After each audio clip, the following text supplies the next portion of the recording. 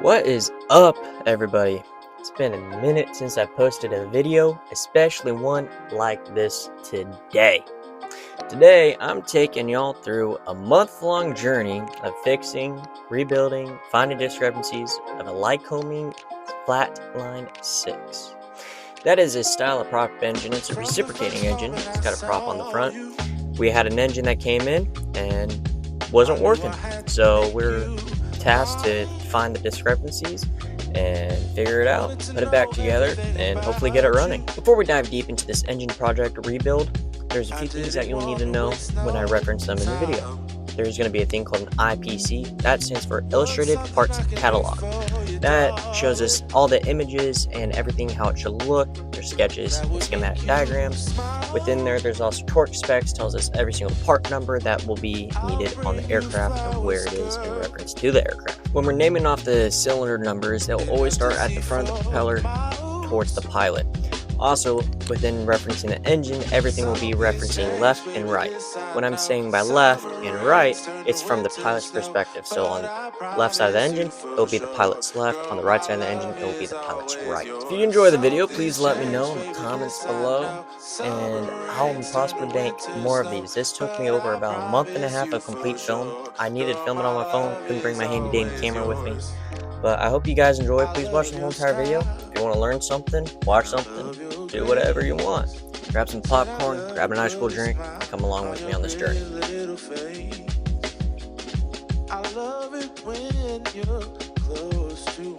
So far, we're taking off the oil filter, spark plugs, magnetos, push rods, exhaust, valves, everything else.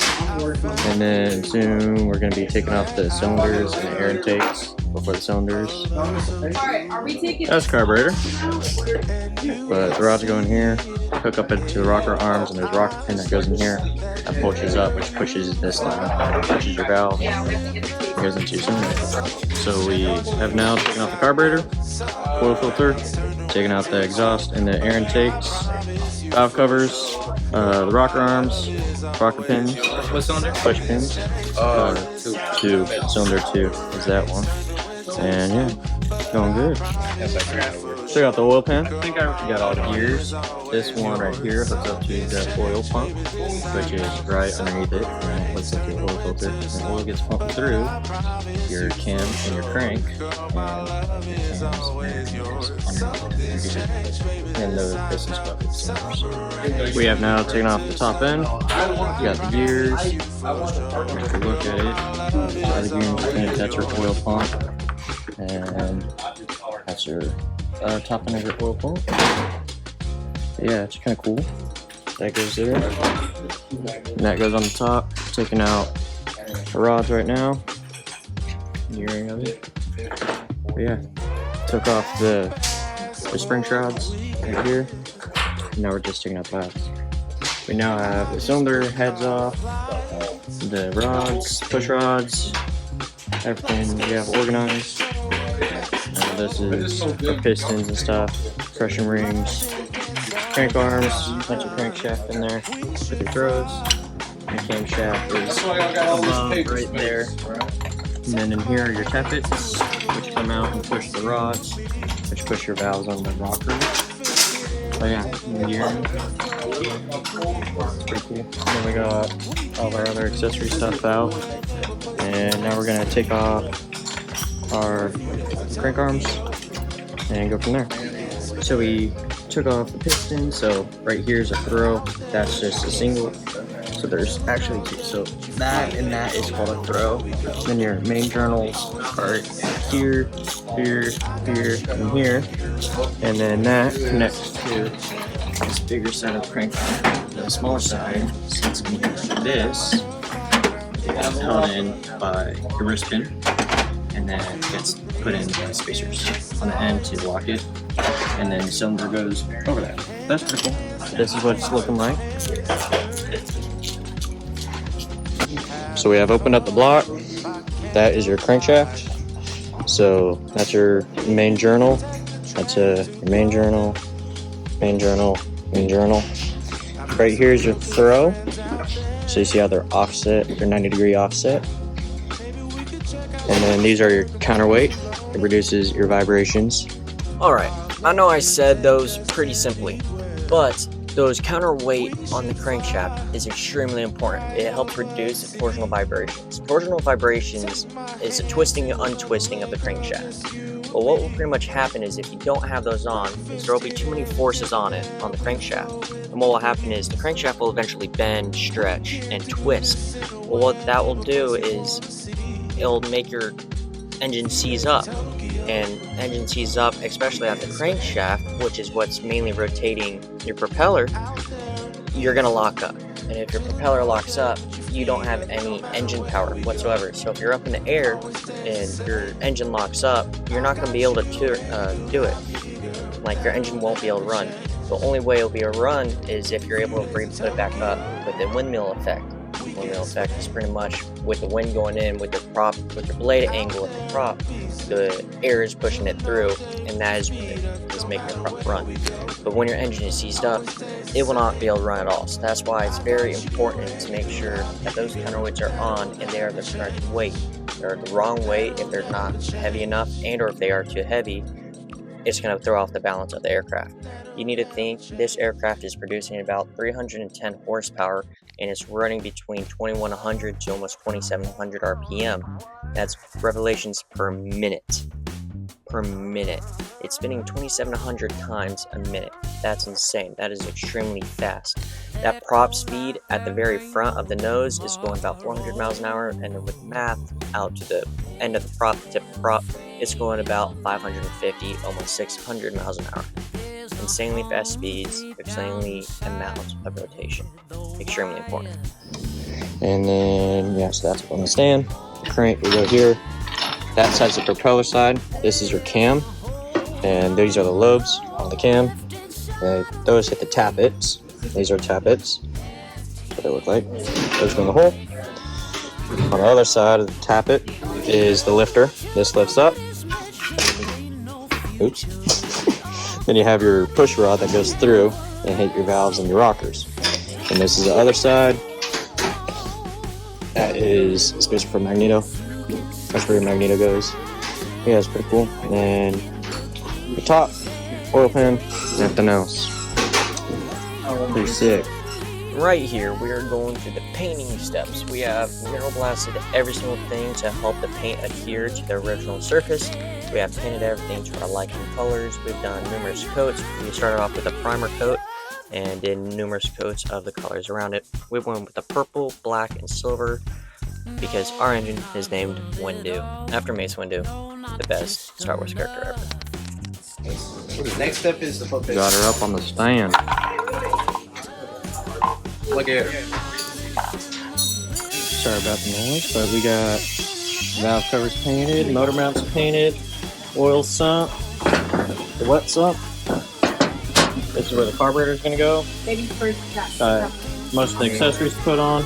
That's going to be your fuel pump, vacuum pump. Still got to put that on. That goes right here. Magnetos go here. That's your oil pump. Oil filter goes on top of that. We got that stuff. Got the shrouds.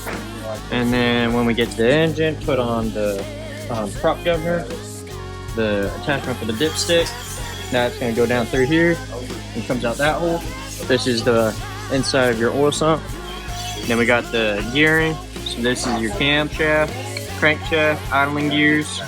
This is for your magnetos. So your magnetos sit on top. These are magnetos, and that sits on the accessory housing. It goes in here. That runs your spark to your spark plugs. And then next step is going to be putting on the heads to the pistons. These are the piston heads right here. They connect with the wrist pin. Wrist pin goes through here.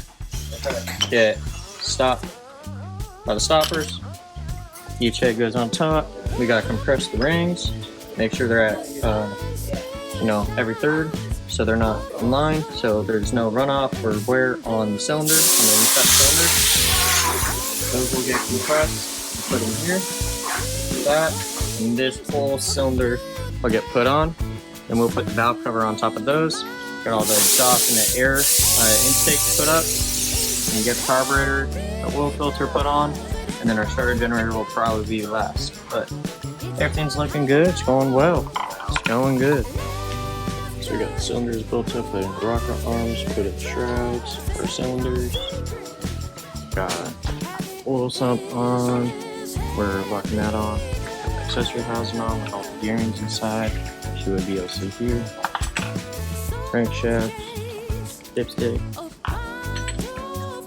So when you're doing all this stuff, you gotta write down bags of all the small stuff. So all the, like the bolts and nuts, everything that we have on here is all sectioned off accordingly. So this is like sort of 1, 2, 3, 4, 5, and 6. And then this is all of our miscellaneous. So it's like our spark plugs, carburetors. These were all our accessories. That's gonna be your starter. So this is everything to do with accessory stuff. This is everything to do with other stuff. So magnetos, carburetors, spark plugs, all that stuff. And then on each of these we'll have like, you know, the fuel lines, push rods to each individual one, the exhaust that goes to that cylinder, the air intake that goes to that cylinder, everything that we'll need for that air intake, your gaskets and washers, everything of that nature. And then right now I'm bagging up these because we put these were set inside the head just for the placement so we didn't lose them. But now since we have all of our piston heads and our cylinders, I need to write out some bags. So these are all the bags that we have used throughout this, and we have plenty more that we can use. But you gotta make sure you label everything where you take everything off of, because that's exactly what needs to go back. Because a lot of things in aircraft aren't universal. They're all meant for, you know, a singular thing. So like a nut here and this bolt right here is not the same bolt here. They're different lengths or different widths. One's an AN, one's an AC bolt, which have different angles, different amounts, you know, on the shank. You might have a threaded shank, you may not have a threaded shank, you may have stuff that goes farther than others. Not only that, the threads are to certain torques. These are different torque specs, and like your accessory housing and these torques are different. You know, you need to torque them down differently than all this, but looks pretty good. But like you can even see that this nut's different. So that's like a 9/16 versus like this nut is a 7/16. But yeah, pretty cool. So we got our oil sump on, got everything timed up mechanically, our oil filter on, dipsticks inside. All of our accessories other than our magnetos are on right now. So there's the left magneto and the right magneto. We got everything else sorted out. So that's going to be your carburetor, which goes onto the bottom right here. These are our magnetos. That's the left. That's going to be your right. These are your spark cables. These are your exhausts. These are your air intakes. This is the gasket for your valve covers, which will go on here. This is your valve cover right here. These are your shrouds. So this is going to sit and lay here, and you're going to have your push rod that pushes out from your tappet and your pusher. Now we'll go right there. And then your push rods look like this. And these will be within the shroud. And it'll push up and down to actuate your valves. Because they're on a rocker arm, pretty much what happens is it comes in, pushes that, and that pushes your valve down. Your valve will be in here, and it pushes in. That's how it opens and closes. We've got all of our cylinder heads, or piston heads inside the cylinder with compression rings on them. So we have all of that. So we just need to take this whole assembly and mount it here. Put the head of the piston here. Put it in through the wrist pin. This is your wrist pin, and put the wrist pin through it. That'll lock it to your piston, to your crank arm. And then these cap covers will come in over here and it'll lock them in place. So then your piston's able to move freely up and down throughout your engine. You can see how it moves. Bada bing, bada boom. And that's pretty much your engine. We got the first cylinder down. We still need to put the push rods in. We took out the rocker arms, so our push rod shrouds are able to go in. The cylinder one's done. We're going to multiply that with all the cylinders. And I'll get back to you when we're done with that. Currently reassembling the air intake lines. What that will do is take the fuel and air mixture coming from the carburetor, through the oil sump, through those lines, and then right to the top of the cylinder for it to fire. Within that, you're going to have your mounting bracket, you're going to have 2 gaskets, you'll also have a heat shield, which is that pipe looking stuff on the end of it. What that will do is it's flexible and it's going to connect from your air intake from your oil sump up to that line. You're going to just have two circle brackets, piping brackets, and that's what's going to hold everything together on that end, and then it'll bolt into this cylinder. So we have finally put all the cylinders on with the push rod, the push rod shrouds. Within each cylinder you have your rocker arms. These are your valves. Right here. This will be your intake, that would be your exhaust. Obviously we're putting on the exhaust right now. That goes within a rocker wrist pin. These are the rockers. So push rod comes up here, pushing off the cam. That hits the rocker. This is like a seesaw, that pushes down. That pushes the valve in, and that's when the valve opens up. So your valve is right there. Pushes in. So the cylinder and the pistons are in here. Holds it on. Those are pretty much big washers. But yeah, so that's what we've been doing. All of them. Carburetor will go there. Starter will go right there. And so we got air intakes left to do. And pull on. That's going in the video, but so all the exhausts we're putting on right now. Then we're gonna put in the air intakes. Air intakes will come up in here. Like that and tie down. Looking good. We are currently on the finishing steps. Put the carburetor on, put the oil sump on, got the air intakes and all the exhausts on. Just put on the starter. We are now putting up the fuel lines into the front. Sorry, the oil lines, not fuel lines. And then, yeah, put the dipstick. I did all the safety wiring. So there's stuff on oil filter, safety wire all around. Put on our engine mount hook for the stand and the hoist. Engine mounts put on. Tightening up one of the oil lines. Lauren, Nick, Justin, the brothers. But we're almost there. Oh, there we go. It's looking good. I'll go to it once we're up on the stand. We hold in the testing mount. So this is what we're gonna test on. Engine will be there. All the controls for it. And then this is our hoist. This is gonna go on top. It's gonna hook up here to your chain, and then go on top of the engine will swing, and we'll go right there with it. Get everything put together.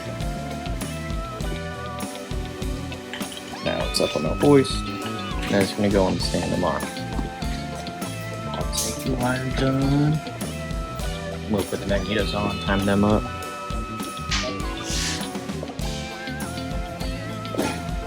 It's looking good. We are currently mounting up the engine. So you got these bushings, there's a bolt, the nut that hooks up to your motor mounts, which is hooked up to the engine. After that, we're gonna need to hook up all the accessory stuff, our fuel mixtures, and then we'll need to put oil in it. Still gotta do the spark plugs and our magnetos. This is what we got left. And then we have a ring gear, which we'll hook up to the starter and then put our prop on after. But yeah, coming along good. It should be running here in a day or so, hopefully. It is finally off the hoist and now up on the stand. Got our oil lines put in. Now hooking up our mixture and our throttle cables.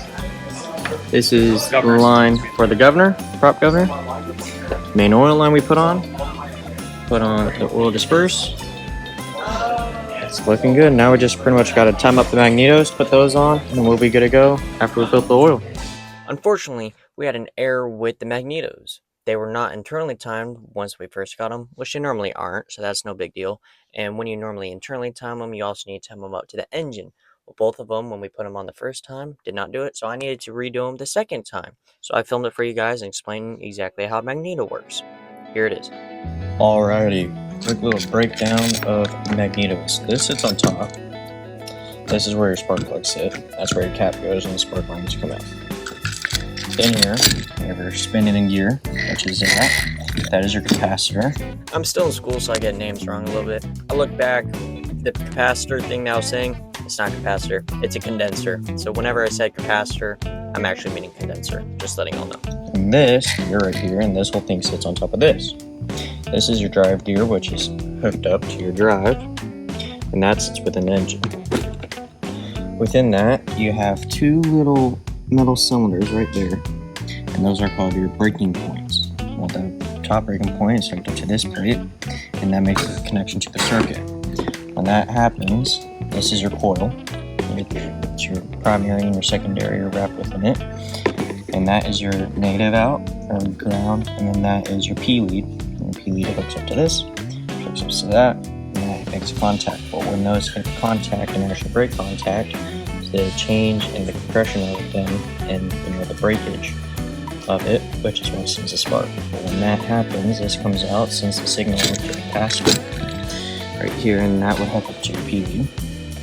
That sends the electrical signal out, shoots out, and then that's what goes out through your spark label. But some other main parts within your magneto, and the reason why it's called magneto is it's magnetic, magnetic. So this is your radial magnet right here, and then you have shims or sleeves, or what they're called, and they're right here and right here. One's your north, one's your south. So this radial magnet spins within your drive. It hooks up here to your shaft. Now it's hooked up to your cam, which is that little piece right there. And that hits the metal piece, and that's what breaks your circuit. But when that turns, you need to time it. So the way you would time it is you would put a thing called a T150, which is this guy. You put that little notch right there in one of the holes right here. So our engine calls for 2 right rotating, so clockwise rotating magnetos. So you got to make sure you have a clockwise, and with the right, counterclockwise with the left. You got to put the T150 in. You can match it up to your magnet, and then when that happens, that sets this right before it goes off. You're gonna put a thing called buzz box right here. You put the positive on the P lead, and so you put positive on P lead, negative would be just on the ground. You'll turn the buzz box on. You would loosen up this screw, which is your holding screw. This is for your pivot point. And your T150 would go right there. This would move over right before the cam hits, and then you need to put a space. That little space is called E-gap. What the E-gap does is pretty much it's the first break of the circuit, and that's what will send the electrical signal. So it needs to go right before it gets on fire. So yeah, that's pretty much the magneto, and that's what sparks up your engine. It's not ran by a battery, it's all mechanically driven. It's pretty cool, it makes its own electric current. So we're timing up the magnetos. So I got positive to my P lead, just negatives on the ground. This goes over, buzz box. See how it's on? That means there's a break in the circuit. So I loosened up, So I loosened up the plate screw a little bit. Actually, I'm gonna tighten it a little bit more because my movement of my plate, actually, it's pretty fun. So turn the buzz box on. So you hear how it's not beeping. There's also a light that shows. Pretty much I'm turning this screw right here. It's not even a screw, it's a plate with the flathead, and this plate moves over. So when you go, you twist it. See, there's a break.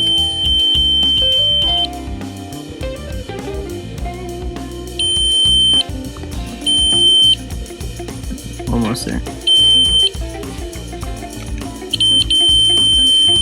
So you want to go right where it's about to break, or it's where it connects. And the reasoning for the sound is it creates a circuit. So the circuits are running through the whole magneto, going through the buzz box. Versus if it was open, there's no circuit. So that's how you know it's time. And once you're in time, all you gotta do is put down, tighten up your base plate. Just like this. Now it won't move anywhere. That's the T150. Now to remove it, so go back, shimmy it out, boom. Now you're in time. So you rotate your gear.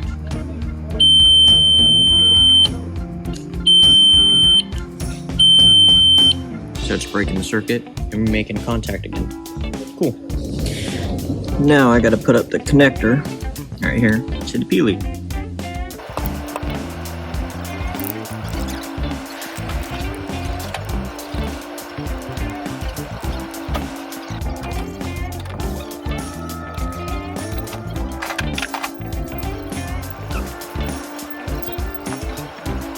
Finally got everything hooked up.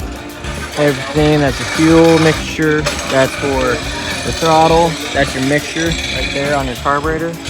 Everything hooked up, it's up on the mount, oil's running through, got all the covers on, got the prop on now. Okay, what's up? Going well, going well. Got the rain gear on, that connects to the starter, gonna go out and hit it. I have now installed those magnetos. here, right here. Put in all the spark plugs and torque them down to spec. There's top and bottom. And you gotta put the top over the bottom and the bottom goes to the top. It goes like this rotation. But that's under 1, 2, 3, 4, 5, and 6. This is the pilot's left, pilot's right. And then to time up your magnetos, you need to put your prop to 35 degrees, which was over here, and then it needs to be set at 25 degrees once you time your magnetos. So it can't be top dead center. It needs to be before top dead center. So when your spark hits, it's compressing. So it'll be 25 degrees before top dead center, but when your spark actually hits, and so it's fully compressing in the fuel and air mixture, and then when it pushes out, that's when your explosion happens. So it sparks when it's fully compressed or coming to full compression and compresses, spark happens, and the power goes out. And that's kind of how the engine works. So spark plugs on this side as well. So the magneto, you can see right there it says rotation right. So our engine called for 2 right rotating magnetos. So our propeller is spinning this way, and within it you had crank right here. There was an idler gear and another idler gear. And those are driving magnetos. So if you're having a clockwise crank, your idler gears are actually going to go counter because they're connected to that. So yeah, one gear here spinning this way. The gear right here would be spinning this way. This gear spinning this way is right in here, and that is spinning this gear that's connected up to magneto clockwise. So that's going to be right rotating. So that's what we need to do. And then this is where the cap goes on. So the cap goes on here. There's springs that bring an electrical charge out through these holes to the dipoles, and they come out through the lines, and then the spark plug lines go out over, connect to the represented spark plugs. It's pretty cool. Well, within learning, you take steps forward, you also take steps back. When we got everything put together and we were about to start it up, we're moving, the prop, and we realized that it was having heavier stiffness than what it should be. Well, with that in mind, we were thinking of, possibilities. We were troubleshooting. Well, we knew that our cylinder 1 was having a slight issue, but it wasn't too major. So we took off cylinder 1, and there was no issue there. There's a little bit of wear and tear on the pistons here and there, and same with the rings, but nothing that would be causing this to lock. So we also took off cylinder 4, because cylinder 4 and cylinder 1 are both top dead center at the same exact time. So currently we have pistons 1 and 4 off, all the lines and everything. So we have slight movement, it's still heavy pressure. So our next step is going to be taking off cylinder 3 and checking. What we believe is the issue is within your pistons, you have your throws, which is here and there. So that's piston 3, this is piston 4. Within the clamp, there's bearings. You see how freely this moves within it. It moves very freely. Well, cylinder 3, when we're moving it, we have this lifted up. We could feel a vibration happening within it. I know it's not going to be a tappet or a cam issue for the fact that I'm feeling it in the piston. This one's moving freely. The only other one it would be 3 or 5. Well, between 4 and 5, there's a main journal right here that's in the center. So that's not what would be making the error. It would be 3. Another reason why we don't think it's the front main bearing, we loosened up all the front bolts and it still had the same movement amount. So we retorqued them and it was the exact same. Our counterweights are displaced correctly. When the cylinders were still on, we also did a compression test. We took a spark plug, put a compression tester on, pushed air in. You want 80 psi, and that's what it takes to turn over an engine. And we were within that, which was good. So we know it wasn't a compression issue, but it was locking up when the pistons were in this position, making us think that it is something to do, obviously, within this position. So we took off cylinder 1, cylinder 4, now it's time for cylinder 3. We'll get to that. And another issue that we face is when we were draining out the oil, the drain plug was already safety wired on and put in. Well, when we put oil in here because we were going to run it, and so now we're working on it, so we need to drain the oil. Well, when we were draining the oil, the plug just fell right out. the threads that are on here do not match up with the drain plug. So within your drain plug, you have these threads right here. There's also that O-ring, which is right there. Well, what ended up happening was, when you have this in here, you can see the threads just go up. They should rotate. They should thread in. What was happening was they did that, and they took a mallet, and they just went, bonk, and it compressed it. Obviously more flush because I used my hands, but mallet, it would work. But it only works for looks. It won't actually be functional because oil will still seep out and you're going to get an oil film on the outside, which isn't going to be good. So we got to figure out this issue as well to withstand oil within our engine. All right, we have eventually taken off every cylinder except this one. We're going to work on this one tomorrow to try and figure out what the issue is. So we've always saw as a bearing. All the bearings are fine. All the main bearings are all right. We took all the cylinders off, but the movement is definitely much better. So it's locking up right there, which has to do with this. So the issue that we've had was the compression rings within the pistons have been backwards. Easy mistake to do, but that's where it's been. But now our prop spins really freely now. Well, you can see where it stops though.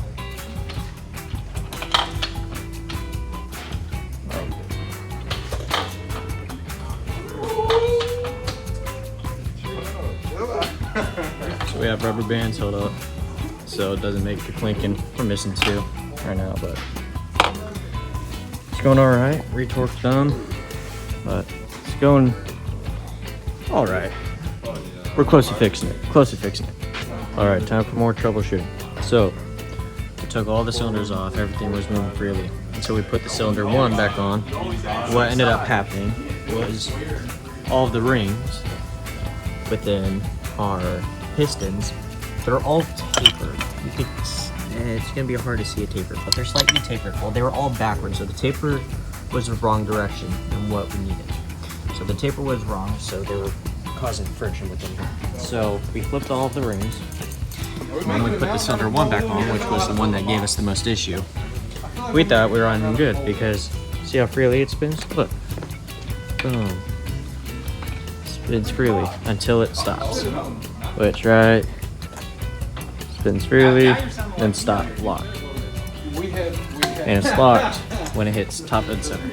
This is cylinder 2, but cylinder 2 and 1 are identical to each other pretty much. So that's top dead center, and yeah, so that's it's tapering in. So the cylinders within inside, they're not a straight cylinder. It tightens in, so the diameter here is wider than the inner diameter on the far end. Three things that could be. Number one, it could be the wrong ring size, which we are 99.9% sure that they're the correct ring size because they're fully compressed. Number two is it could be the piston itself, the piston head. It could have wear, it could be that bad binding layers. This is for cylinder 2. This is not for cylinder 1. Number 3 is it's a bad cylinder, meaning it's out around or there's scratches or something within inside of it. Reasonings on why we know what it isn't is we know it's not going to be a main bearing because even with all these off, if it was a main bearing, this would still be locked up. This should not be moving that simple. We also know it's not a journal bearing because the journals are moving freely, and same with the other one, cylinder 1. I also know it's not the wrist pin because all the wrist pins, when the heads were on, we twisted them, made sure they were clear, and they were. So we know it wasn't the wrist pin. So the only other things it would be is the rocker arms, which attach right here. These are the rockers. So it could have been right here and right here. You see how these are free? Could have been that. So the way we checked that was we took out the push rods and we let the cylinder go. So there was nothing pushing up against it, meaning there is no need for this to rotate. And it's still locked up, so we canceled that one. You're also thinking it could have been a tappet to do with the cam. That got pushed out because of the push rod factor. So we know it's something to do, at least with piston heads, or the cylinder, or the rings within here. So that's kind of where we're at in the thought process of it. So this is what we're left with. So we have the crank arms held up by the rubber bands. We took off all the cylinders to try and minimize our variables. what minimizing our variables will do is figuring out exactly where our air is. So we have been taking this thing called a hone. What this does is it takes these little pieces on the edge of the bristles, and this will stick within the cylinder. And what that'll do is it'll change up your crosshatch. You need a 30 to 45 degree crosshatch within your cylinder. What that's going to do is it's going to displace the oil more evenly throughout your cylinder walls and create a better film for it.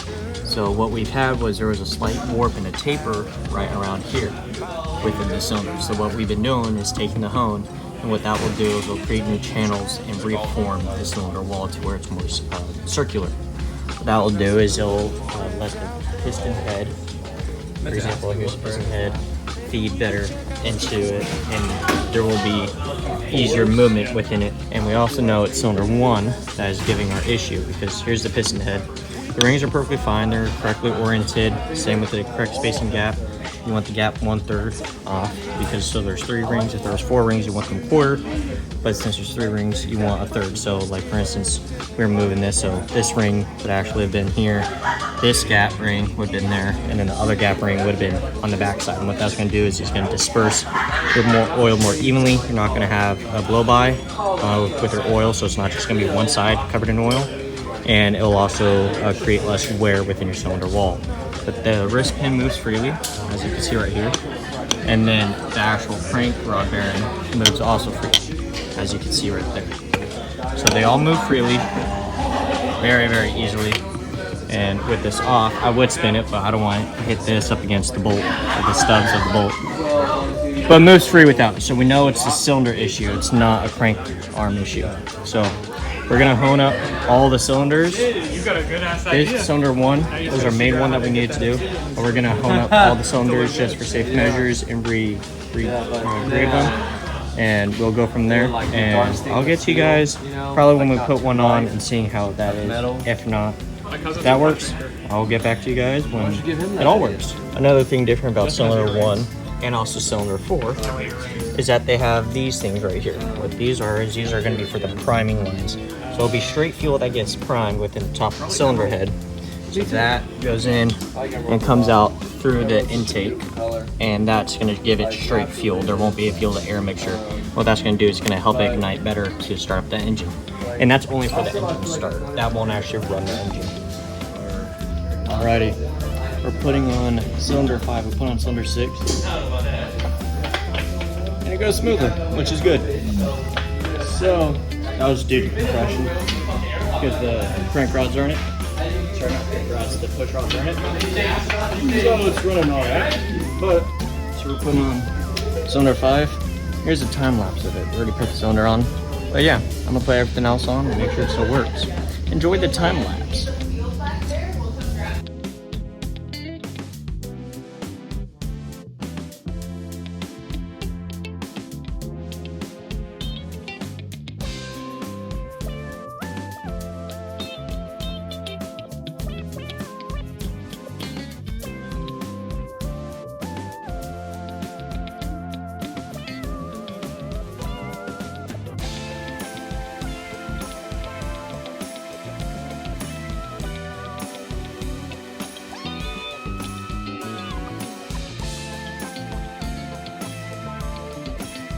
Alrighty, put it on.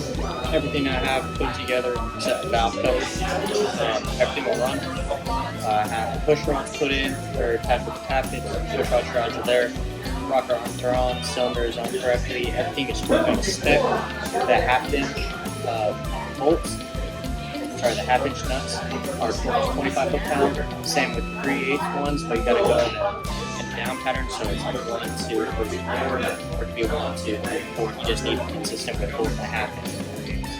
So they'll work.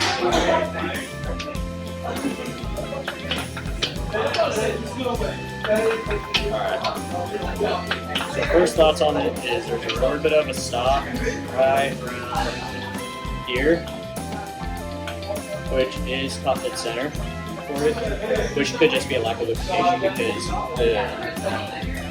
the oil gets sprayed onto the cylinder sidewalls from splattering the crank rod or the connecting rod and the excess of the piston as well. So that's where it gets sprayed on. So we did lube up the inside of the cylinders with oil beforehand. Same with the pistons. That's not enough for it to hold it up, but for just 2 cylinders on, it is holding up a little bit more than I wanted to. But that's just my first mindset of it. There are also no spark plugs inside of the cylinders, meaning there won't be any compression put onto it because the valves are opening and closing. So there's free airflow. So any sort of drag on it is going to be straight airflow. It's going to be straight from the piston head to the cylinder. And that's the reason why we take the spark plugs out when we're doing that. Because if we put spark plugs in, we'll feel it on the compression stroke because that's what's compressing all the air and fuel mixture. We don't have fuel put up, but it would just be the air intake, which is coming to the bottom of the carburetor. It's actually right now just coming straight through the regular air intake because we don't even have our intake pipes on. But I'm alright with it. Probably going to move it around a little bit more, probably put a little bit of oil in. And we have a brush that we'll be able to run the cylinder walls with to make a thin oil film. Not too upset with it. And be done with it for today. I'll get back with you guys tomorrow. Alright, it's the next day. So we have a few more issues that we have encountered. We have good news, bad news. Good news is that cylinder 6 doing perfectly fine. Cylinder 5 still has a little lockup. So we put on cylinder 3, which was right here, and that was locking up slightly. And so we figured out what was like our issues and we took notes of it, and so we also had the time to do cylinder 1. So to help out our variables, we did cylinder 1, and cylinder 1 is also a major issue. So cylinder 1 and cylinder 3 are issues. We have not tested 2 and 4. With this in mind, cylinder 1 would make complete sense on why it would be it, because it's at top dead center. That's the first of the firing order. If we go into our manual, which is in here, it states our firing order of our engine. So it's right here. So those are the cylinders, and then explains our firing order within here. But our firing order is 1, 4, 5, 2, 3, 6.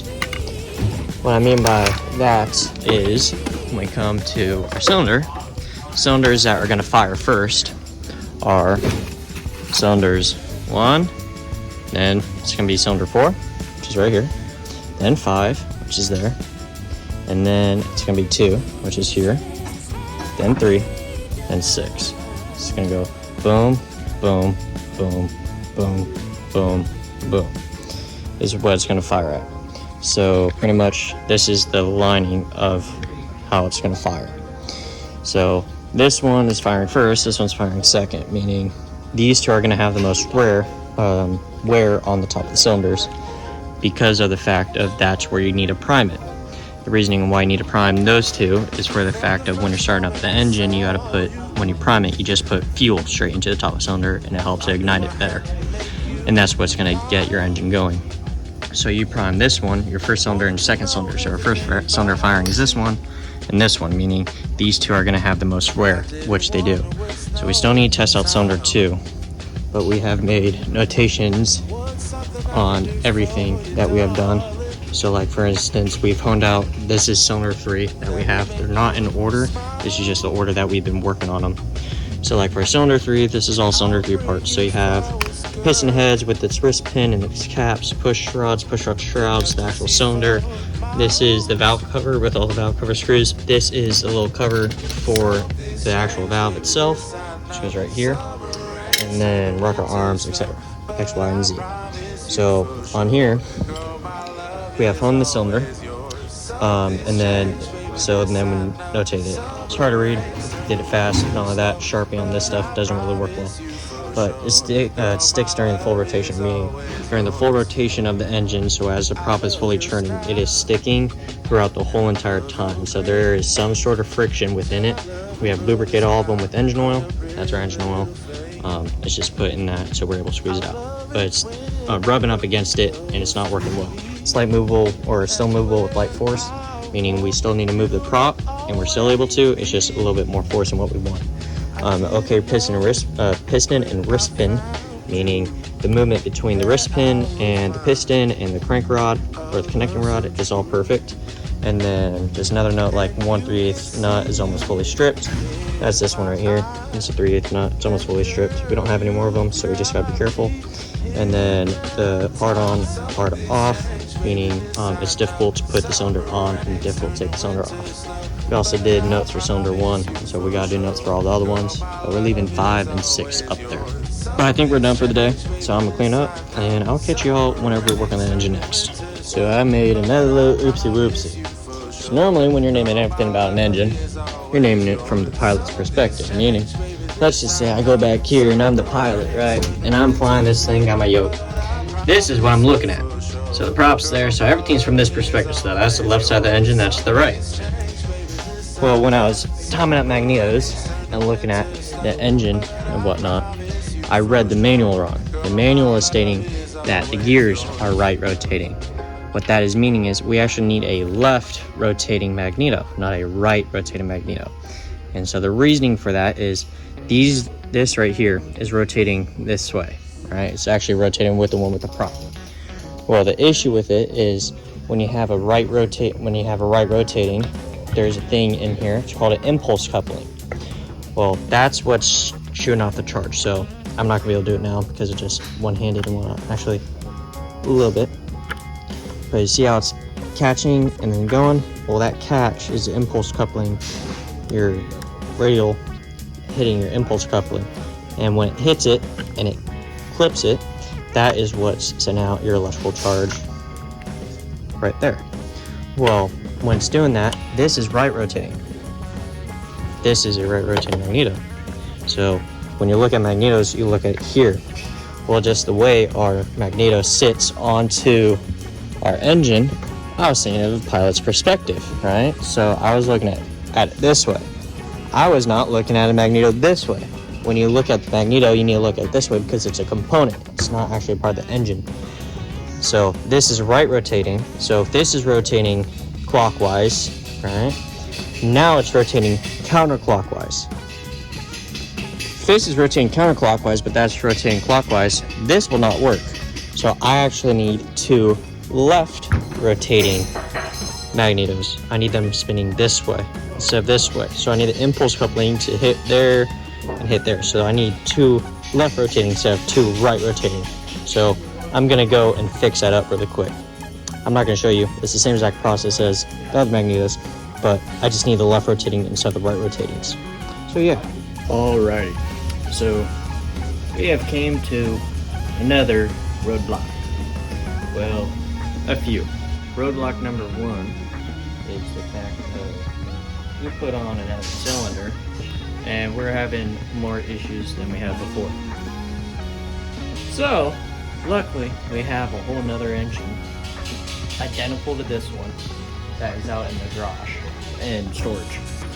So for the action, I have cylinder 1, that's not too good. I have cylinder 3, that isn't really working. Cylinder 1 is just hitting and sticking at top of the center right before and right after top of the center. Cylinder 3 is easier movement after, but it's still sticking. There's still friction all the way through the whole cycle. So the piston going in and out fully, there's the same amount of resistance there. 5 is just slightly at top dead center, and cylinder 4 is slightly right in the middle. So we took cylinder 4 off and we looked at it. The reason why it was like that is because our piston ring, it somehow deteriorated and shifted. So the outer coating within the cylinder, within the piston ring came off. What that did was it scratched up the inside of the cylinder wall, and so that's what's hitting and making it rough. It's a scraping within the cylinder wall. Long story short is that cylinder, that's no good now. They're all old to begin with. They're still runnable, but they're not flyable, they're not airworthy, but they will still run. But with that being said, I pretty much need 4 new cylinders. Luckily, we have those in the shed. But the downfall of it is they're not colored. So we sandblasted these, painted them black. Unfortunately, on the other ones, they will not be black. They're going to be silver.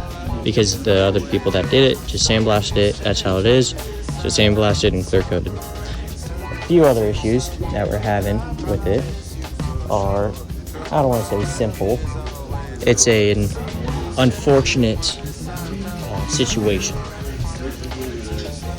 So pretty much, like I was explaining earlier in this whole video, is we had the issue with this drain plug. So this right here is the actual drain plug for it. This is the correct one for this engine and for this oil sump. This is a 1/2 inch sized hex nut drain plug, which is supposed to go into a 1/2 inch thread. Well, we put this in there. That's not supposed to do that. Well, long story short is what we have figured out is this is the correct drain plug for our oil sump. What ended up happening was somebody messed that up and they re-tapped the hole. Okay, well, next size for a drain plug would be 3/4 because there is no 5/8 drain plug, and it's insanely hard to find and they're expensive. So I went and got a 3/4 inch drain plug right here, which would work, but nope, not that. So they tapped this to a 5/8 inch hole instead of a 3/4 inch. So that's an issue. The reason why that's an issue is we don't have a 5/8 inch hole or plug. The other major issue is we don't have a 3/4 inch tap. We can't figure out where to get a 3/4 inch tap that would be strong enough to get through this. So our only alternative is to switch the whole entire oil sump out. To do that, I need to take off the carburetor. To take off the carburetor, I gotta take off the throttle line, mixture line, and the whole fuel line right here. So I'm gonna need to take all of this off, remove the whole entire carburetor, and then after that, I'm going to need to remove at least 3/4 of all the bolts and nuts that are around it. I believe there was 28 in total on the whole oil sump.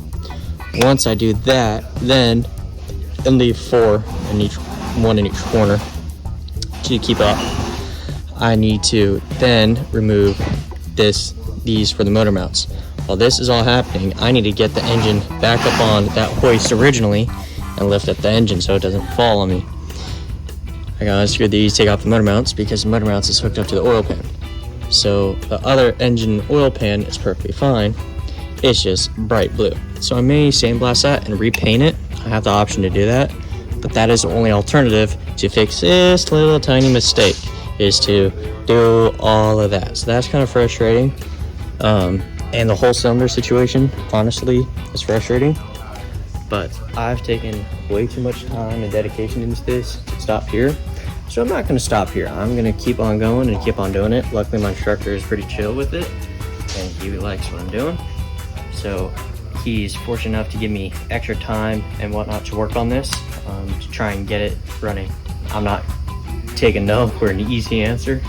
Clearly, I'm now one of the only ones on my group that are working on this still. Everybody else kind of just got the grade and, you know, was like, all right, got the grade and finish it. Versus I actually want to see this run, and there's still things that I could do to get it running, but it's taking a lot more work than I expected. But it's fine, it's a lot of practice. And don't want to say too much practice because there isn't a such thing, but I have taken this engine on and off more times than you have seen because I haven't filmed all of it. I've opened up that case twice. I have rebuilt this engine 3 times pretty much. So it's at the point of kind of becoming a pain or just keep running into issues. But yeah, and then I had that whole magneto situation as well. That was just a error by me, but I'm gonna get to it. I don't know how much I'm going to film because I'm gonna try and whip this thing out as quick as I can with good quality, but as fast as I can because it is getting kind of tedious. So I'll get back to y'all once I get that done. Alrighty, today another day, another dollar, as they would say. We're not making any money on this though. So we need to take cylinder 1 back off because, so we're keeping 5 and 6 on for our variables. We need to take cylinder 1 off for the reasoning of we're trying to do each one individually. So we know cylinder 1 works, how cylinder 3 works. So we're doing 2 and 4 today. So cylinder 4 is right here. Cylinder 2 is right here. We're gonna work on those, see if the compression test works and the discrepancies within there. That's Sam Wheeler trying to do something, and I'm getting flash right now. That's terrible. But you know, we're taking our time on this now. We've gotten our grade, but we both all really wanted to see this running in, so we'll see how it goes. I might film it along the way or not. Who knows? But we gotta take cylinder 1 off pretty much right now, and then we're gonna put cylinder 2 on first. All right. So we have taken cylinder 1 off. There is some discrepancies that we found within that, which I'll show you guys. Then we put cylinder 2 and cylinder 4 on. Cylinder 4 works pretty well, so we're gonna leave it. Cylinder 2, however, it's still not too good. There's a little bit of pitting within inside the cylinder, so we're gonna snag some off of it. So we need to snag cylinder 1, 2, and 3 off of another engine that's identical to this. Hopefully that'll work. The issue with cylinder 1 that we had is, if you can see, there's a lot of pitting. Pitting is pretty much just basic corrosion on the surface, and it makes little dots within the cylinder, and it's all along the walls right here, and that is no good. It does not make a smooth surface for the oil, and it's just really hard for it to maneuver, the piston head, and maneuver through it, and that will cause locking up and seizing. So that's on cylinder 1. And cylinder 3 was kind of the same exact stuff right here at the base, but this one was happening through the whole entire movement of it, and then cylinder 1 was just at top and center, but it was terrible. And then cylinder 2 was pretty much warped, is what we figured out. We took like a dial indicator tool, put it in here and measures the sides within it, and we stuck it in and stuck it out, and the farther that we went in, it tapered, and then it opened up really big at the top, dead center of the cylinder, which is the farthest back that you could go. And with that, with the warping, is it doesn't make a fluid motion for the cylinder, for the piston head to go in and out. So that's what was causing this one to seize up. But those were the discrepancies that we found within the engine so far. So we do need to switch over 1, 2, and 3 cylinder heads. We also need to change out the oil pan, which kind of sucks. So I started taking off the carburetor. Just pretty much going to take off the mounts, but I'm going to do that tomorrow. Just because we're short on time today. But I unhooked everything, so throttle cable, mixture cable, and then our fuel line. Took that off, but pretty much to get that off, we're going to loosen up the motor mounts right here, and you need to take off all the oil pan bolts. All the oil is already drained out of it, and take it off the motor mount, just to be able to switch the oil pan. With the fact of our drain plug does not fit. I know I went over this a little bit earlier, but this doesn't fit, so we need a whole new oil pan that will fit the correct plug, because you can't run an engine without oil, and we can't have oil if there's no plug that will fit it. It's kind of unfortunate, but the prop turns pretty well. It's a prop motion. So, mind you, there's only 3 cylinders on it right now, but it's pretty easy to move. Happy with how it is. But yeah, I'll get to you guys once it's done. That's pretty good, man. What do you want to say? Oh, no doubt. What do you want to say? Smooth. Check it out. Yeah, look at that. This is professional mechanic right here. Not me. Guy behind the camera. Logan Hickman himself. Let me tell you. Exactly. Y'all better drop a follow, like, subscribe right now. Hit that follow button, notifications, bell on. Let me tell you. If you want your engine turning like this, like butter, silky. No words. Heard from Sam Wheeler himself. So I have snagged the other engine. It's the exact same engine that we have. It's the exact same Lycoming flat 6.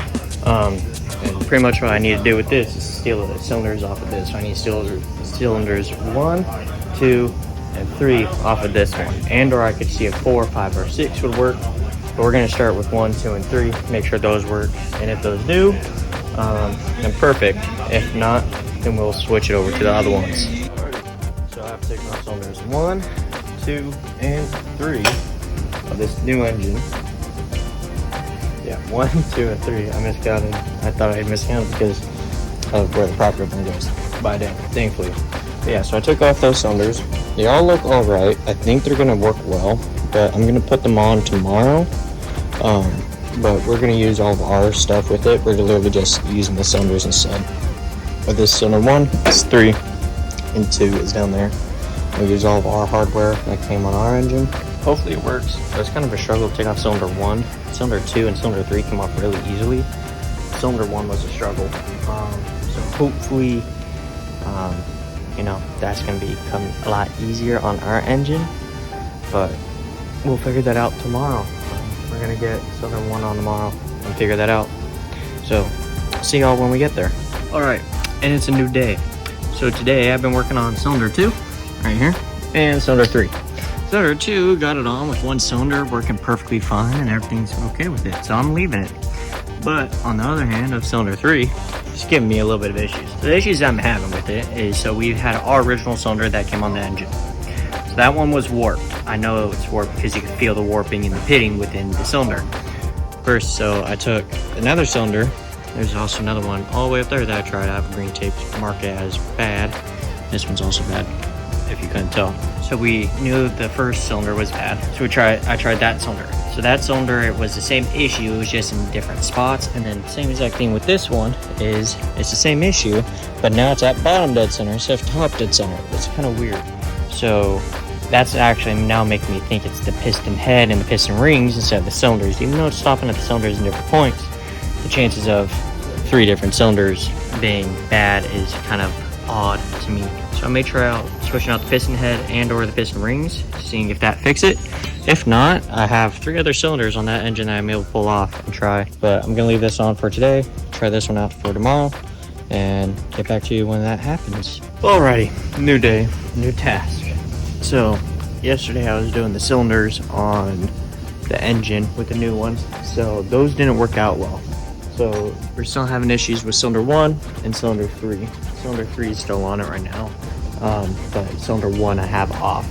So what I need to do is, the issues were with cylinder 1 and 3. So these are the other cylinders that were originally on our engine that are warped and bad. So we tried out the other ones. There's one already on it, and cylinder 1 is right here. And so what I need to do now is start taking off these cylinders and seeing if those will fit onto that engine and work correctly. If not, then my next step would probably be with piston heads, because the chances of every single cylinder not working is highly unlikely. So next step would be piston heads. So like, let's just say I'm gonna start taking all these off. Right now I'm taking off all the valve covers. So I need to take off all the valve covers, and I'm going to take out the wrist pin for the push rods, or the push rod pin, take out the push rods, take out the push rod shrouds with the push rods, and so everything's going to be off. I'm going to do that on all these first, and then I'm going to start taking off the cylinders. Then once I take them off, I'm going to take them all off, because I already know I'm going to probably need all of them. I'm going to take them all off, and then I'm going to put them on. I'll get back to you guys when I do that. But in the meantime, that's what I'm going to be working on, is just getting the valve covers off and all the cylinders off. But if it ends up not being a cylinder issue, I'm going to start changing out the piston heads. So I do have 2 extra piston heads already here. So I have one right here and I have one right there. Then there are the piston heads on here, but I'm not liking really how these ones are looking. Like, for example, this one's got a little bit of pitting on the sides, and it's corroded up on the top, and there's pitting everywhere. This one is pretty really worn out. You can see there's a bunch of pitting and wear on it, so I don't really want to use these piston heads because that's not going to give a good surface. There's also another piston head that was on one of these that we did take off, and I didn't like the look of it. It was cracked and everything. What that's going to do is, in your combustion, when you're in your compression stroke and it combusts, you're not going to get good hard power on it, and then this could break within it. And if this breaks within it, I mean, you're getting a lot of force push on one of these piston heads. This could explode inside the cylinder, it could break through the cylinder, and you could have shrapnel, FOD, and it's really not good. Not good at all. So yeah, so I want to make sure I'm actually using really good piston heads. So like, for example, this piston head right here isn't too bad. You can see there's slight pitting on the top, but that's just basic wear and tear. The sides are still pretty good intact, same with the actual sidewalls. There's a little bit of pitting right there, but that's not going to be too effective, because since it's after the compression ring. So these two are your compression rings, this is your oil control ring, those are your oil control holes that go through your piston head. But everything on like this side is really where all the explosion and the power comes from. This is just more so of guide and weights. That's why it's like all hollow, and the front side is all, this is just solid. But yeah, so that's the kind of stuff that I'm looking for discrepancies, seeing if it's out around and stuff. I'm taking measurements with the dial indicator. And I'm doing that for every single piston head and making sure all like the wrist pin holes are good, make sure all the wrist pins are running smooth within the pin, because that could be another major issue within piston heads. So we'll figure out this stuff when we get to it, but for right now, just take off all the cylinders. Also, cool tip, and when you're working on this type of stuff with a lot of tools, some cool tips with some tools. The main one that I've been using is if it's on way too tight, for example, let's just say I need to take out a bolt or a screw, and I'm using a flathead screwdriver. Everything on an aircraft is all standard, so we'll go into my toolbox, we'll grab the correct size, which will be this one. This size wrench is a 3/8.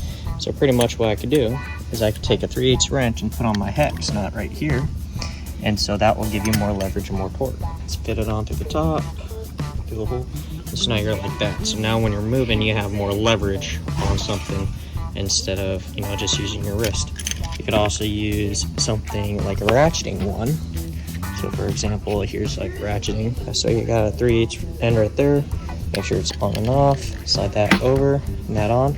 And so now when you're twisting, like for example, this would be for tightening it. It's ratcheting left, so you could turn it all the way left. Or sorry, turning it right, and then you would be turning it left for loosening. So you have power on or down, then you can rotate it back and it ratchets. So there's just little tips and tricks throughout the whole entire process. And then, so for example, that's my wrench drawer. This is all like my pliers. I got my vice grips, cutters, everything else. Everything needs to be shadowed. Here's all my 3/8 drive stuff right here with all my torque, my breaker bars, screwdrivers, 1/4 inch drives. And up here are all my 1/2 inch. Everything's 12 point. Other scales, measurements, whatnot, tape measure, bigger breaker bar. I have another Husky one up here. So this has other basic stuff within it. This is mainly just for, honestly, I use only the extension and the 3/8 ratchet in here. But underneath the wrenches, I got all my picks. I got a flashlight in here, never use that. These are all my screwdrivers, so that's a pick or a punch. These are all Phillips. These are all flatheads. And underneath that, I have all my files. And underneath that, we have all the punches and hammers and my torque wrenches. So like, this is the torque wrench. Boom, and then we got all the punches. Some of these broke, unfortunately, so like, the thinner you go on the punch, the more they break, but it's fine. Lifetime warranty, so you just gotta get new ones, which aren't too terrible. But yeah, pretty cool box that luckily that school is able to provide, which is nice. But then we got the engine, so that's the one I'm working on. That's a Continental over there. This is another Continental, and this has a tri-prop with a prop governor on it as well. And then that's another Lycoming engine. There's a Lycoming 4-cylinder on that one. And then we have 2 radial engines over here. This is where we store all of our props. So this is inside of a radial engine. So that's pretty cool. Look at all the gearings. So a radial engine is pretty much where all the cylinders are on the outside. And so there's 2 cams within it. So there's a disc and there's lobes on the cylinders itself, and they're offset. So there's one above another. And that's pretty much how it runs your valves. And then this is kind of what it looks like when one's standing up. So you have your master one, which would be this one right here, and then all the other ones are articulating arms, and they're connected to your master inside. And so that's kind of how a radial engine works. Not going to get working on this one or this one. This one's more for show. We're going to actually try and make this one into a table, which is kind of cool. Here's a better look at the master arm and the articulating arms. But this one's your master, and then these are all your articulating ones. The radial engine is always going to be an odd number of cylinders, versus like a flatline or an inline will all be even number. And that's to do with rotational vibrations and weight. So like this, the sides are there, versus like if it was a V, you're going to be top heavy, and when you like bank left or bank right, you're going to be too heavy on one side than the other. So this is just better weight, and brings out the same amount of power. But yeah, so that's a cool little rundown. And then we have like other stuff as well. So these are for my compression rings on my pistons. These are for the cylinder bolts, because cylinder nuts. So these things go right here off as spacers, and you got to get around your whole cylinder and cooling fins. These are called cooling fins. Pretty much air passes through them and it cools down their cylinder, but it keeps their structural integrity. So that's kind of our layout of everything. This is the back of the testing booth. So you would stay in here, you have your auxiliary input here, and then this is all of our other stuff. So this is like prop governor, your mixture, and your throttle. So this is your speed. Prop governor is your prop speed pretty much, and your mixture is obviously within the carburetor, so your fuel to air mixture. So fuel rich, fuel lean. And yeah, so then this is just your pressure, your fuel pressure, your oil pressures, and then your RPM. Pretty much it, power. And then that's what it looks like. And this is decently sturdy. So if any shrapnel comes out, it'll get stopped by that. So yours all safe back here. This is called a hone. So that's a tool.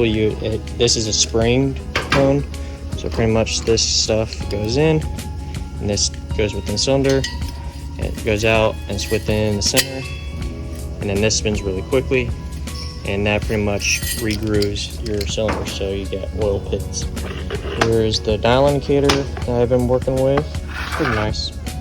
But yeah, pretty cool. All the bags. But yeah, that's kind of a little rundown of what I've been working with. And I would like to say, I'm very blessed with what I have. I'm very fortunate. I'm enjoying this a lot. Thank you to T-Cat for it. Appreciate y'all. Alright, I'm clearing on the shop. I'm in my room. I've been editing my videos here today. And with that in mind, I just realized and came to the realization that I have finals next week. With that, I'm going to really study because I need to pass all of these, and they're going to be my federal test right after it to get my licenses. It's really big and important. But right after that, I have a 2.5 week break. So what I'm doing, and what I did, is I'm posting this video that you guys just watched, and I'm posting it now. So you guys don't need to wait that 2.5 week break that I'm not here filming stuff. I'm going to post that once I film it. So with that in mind, there's going to be a part 2 video, and that's going to be the rest of me fixing up this engine and hopefully getting it running. So stay tuned for that. I'm going to post on my Instagram when that's going to come out. It's Logan._Hickman. Give it a follow. When I'm editing step by step, I may do a TikTok live stream, Blacksmith48 on TikTok. Join in on those live streams. They're pretty cool, pretty fun. You guys get to see me exactly what I do in modern time. But if you enjoyed what you just saw, this 2-month long journey of me rebuilding an engine, make sure you hit that subscribe button, turn on those notification bells, even though I don't really post on here a whole lot. Put in a comment if you have any questions or anything. I appreciate your guys' support, and I'll see y'all in that part 2 video. Thank you for watching. I'll see y'all later. Peace.